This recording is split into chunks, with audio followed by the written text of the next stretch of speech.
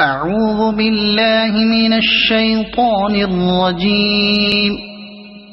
بسم الله الرحمن الرحيم. الحمد لله الذي أنزل على عبده الكتاب ولم يجعل له عوجا قيما لينذر بأسا شديدا من لدنه ويبشر المؤمنين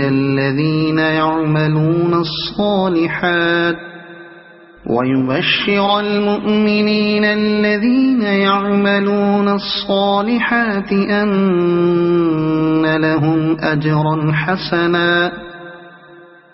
ماكثين فيه أبدا وينذر الذين قالوا اتخذ الله ولدا ما لهم به من علم ولا لآبائهم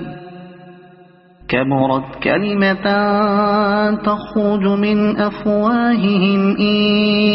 يقولون إلا كذبا فلعلك باخع نفسك على آثارهم إن لم يؤمنوا بهذا الحديث أسفا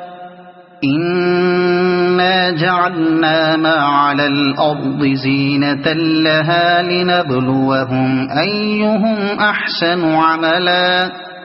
وإنا لجاعلون ما عليها صعيدا جرزا أم حسبت أن أصحاب الكهف والرقيم كانوا من آياتنا عجبا إذ أوى الفتية إلى الكهف فقالوا ربنا آتنا من لدنك رحمة وهيئ لنا من أمرنا رشدا